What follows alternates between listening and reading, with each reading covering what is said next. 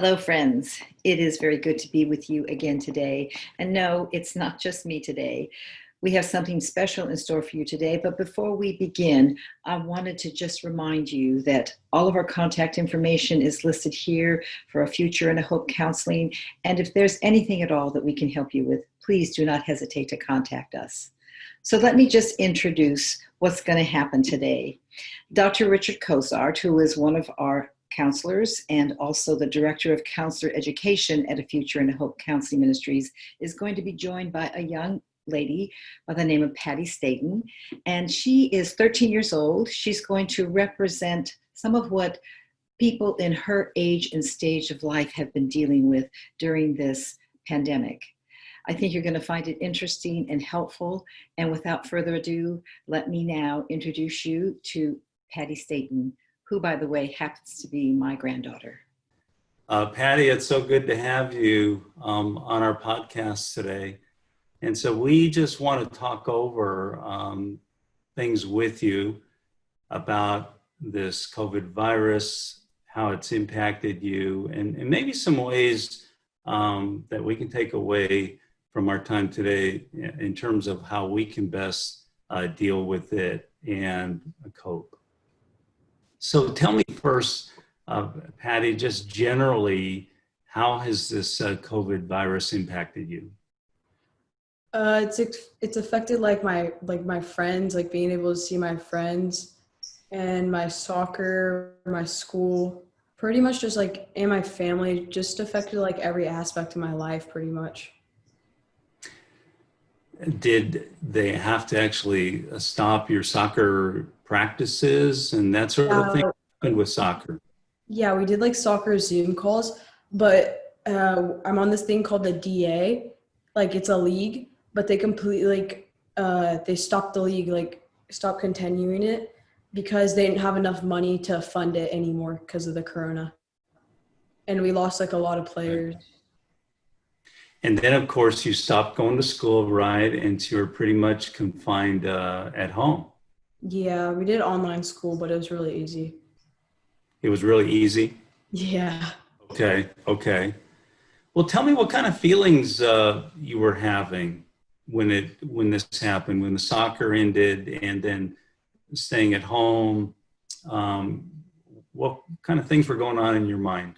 Well, towards the beginning, it was spring break when Corona happened, and I didn't mind because I could see my friends and stuff like that. Like I was happy. And when school shut down, I was still okay because I get to see like a few of my friends and I had a good time. Then all of them went on quarantine, and then I was just kind of like bored and like couldn't do much and cooped up in the house all day. But I still got to like get out and ride my bike, which was good. Good. Yeah, a lot of times, Patty, we find that people who are not in their daily routine, that are cooped up, let's say in a house, whose social network is broken down, are more susceptible to symptoms and signs of anxiety and depression. And we're seeing quite a bit of that during this COVID pandemic.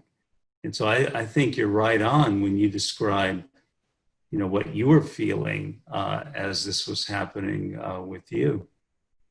How about the family? What was life like with the family? Well, my brother got a job at HEB during quarantine.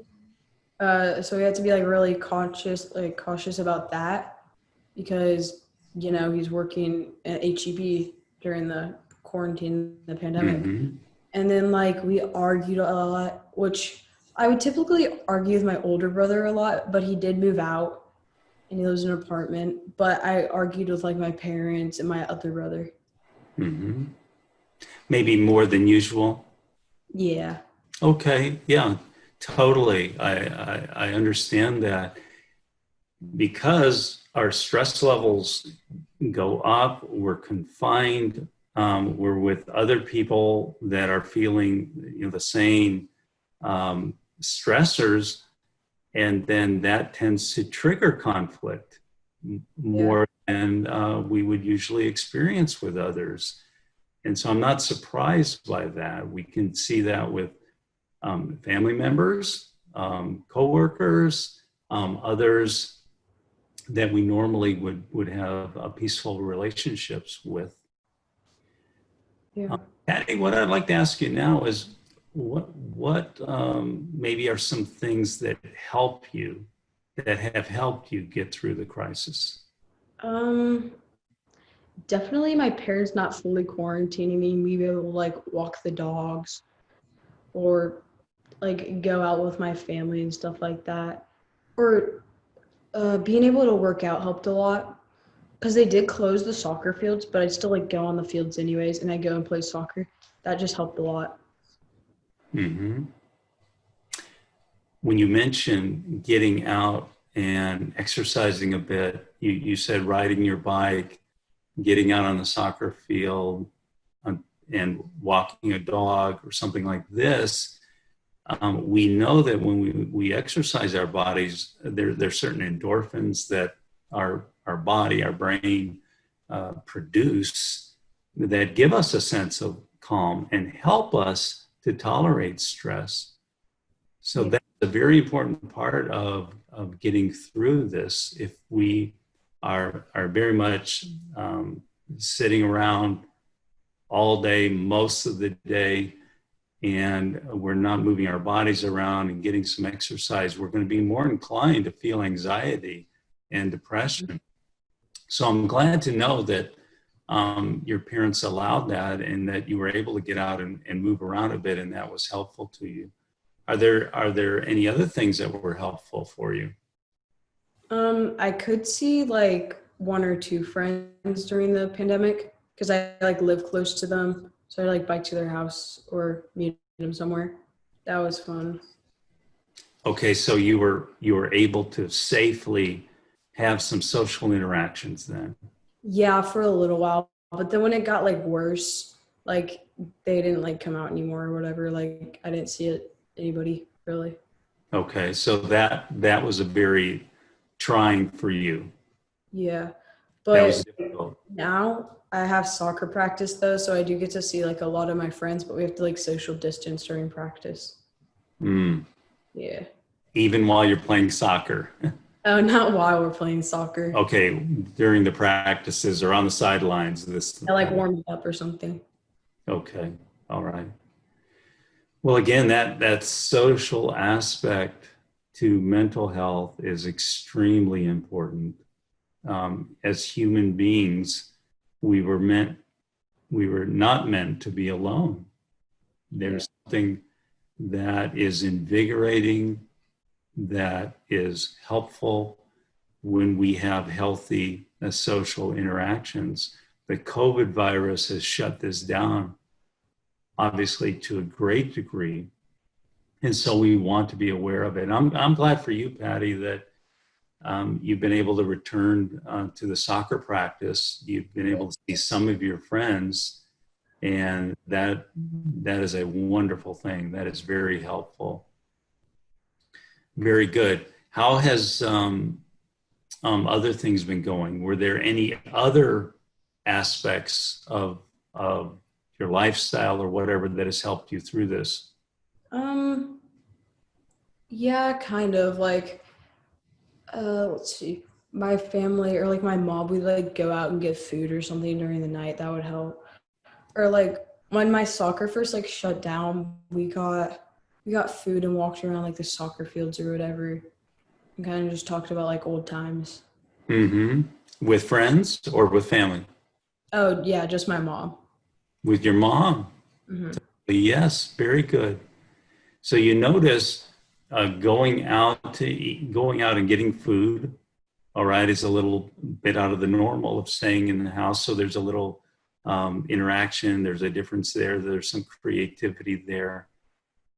Eating food that you enjoy can be an encouragement too. Plus, it's nourishing to our bodies.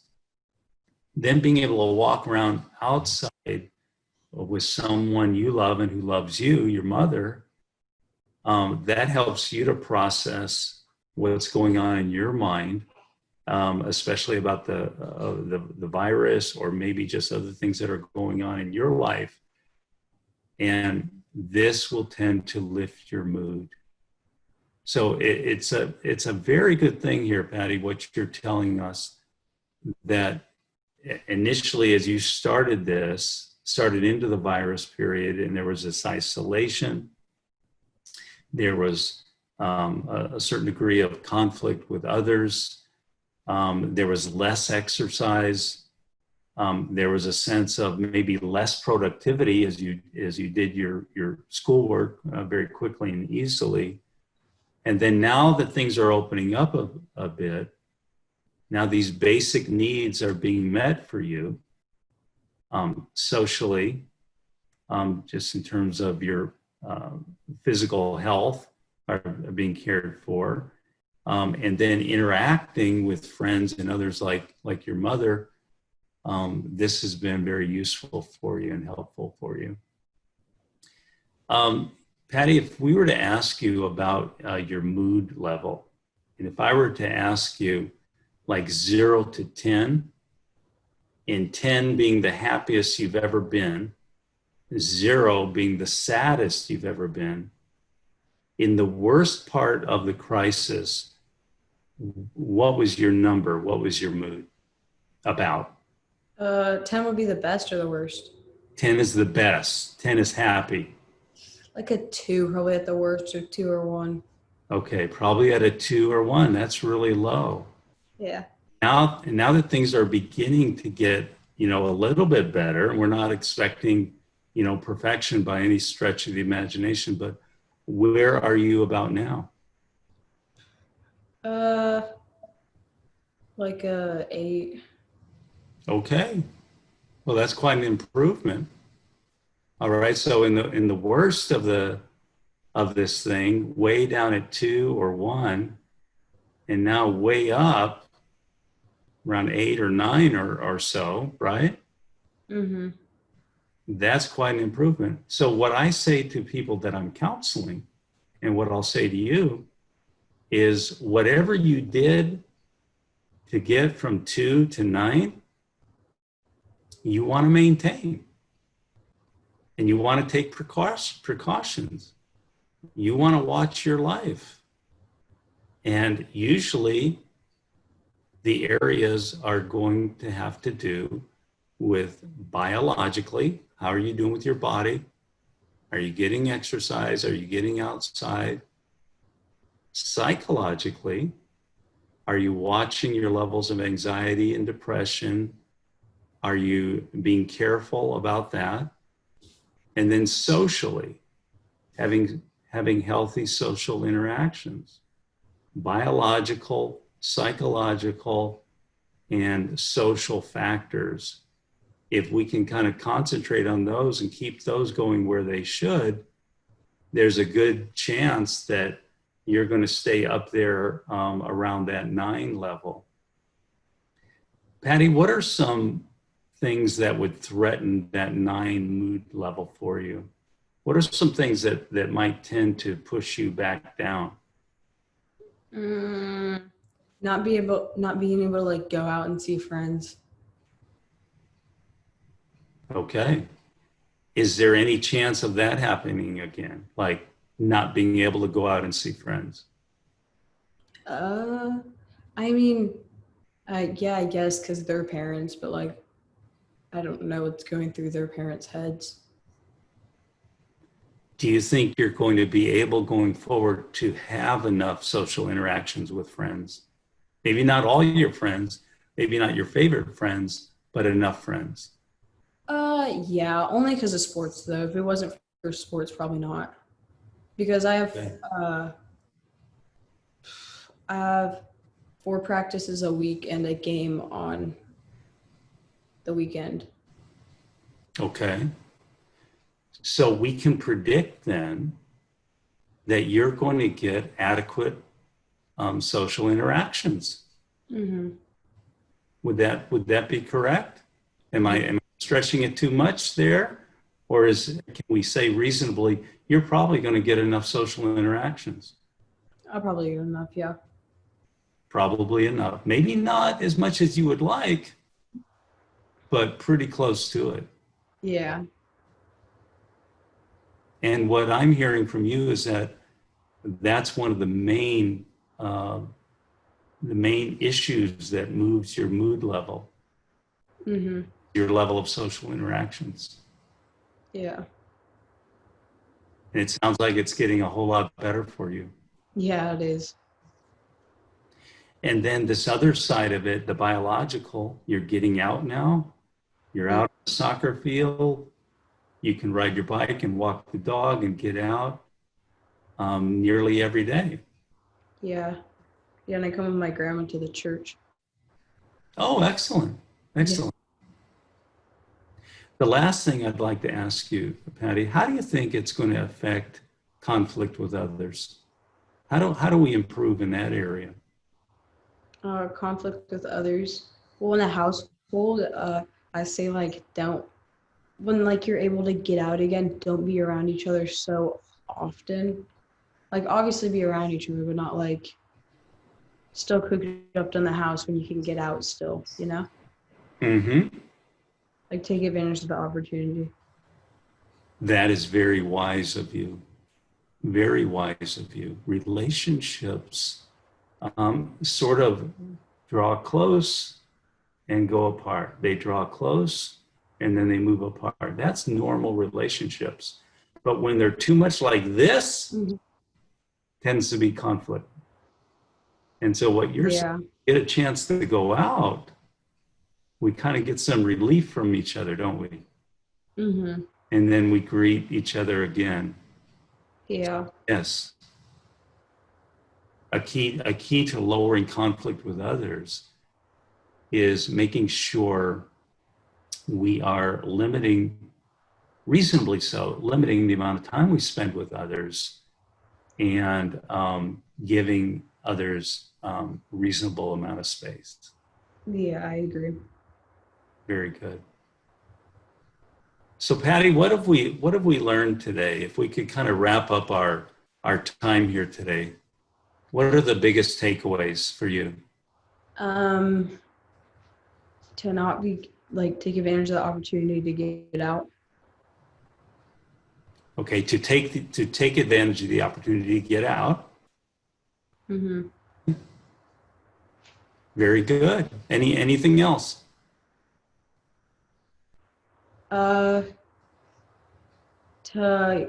like, well, I kind of already do this, but it's a good one to like keep exercising and Yes. keep your body in good shape and don't like sit around the house and eat junk food all day. There you go. Yes.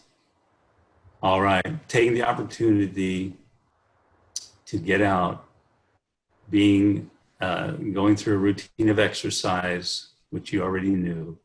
Mm-hmm. And the last thing I would just add is being careful about conflict and not making interpersonal conflict any worse than it has to be, and trying to live at peace with others. Yeah. Giving them their space and us having our space.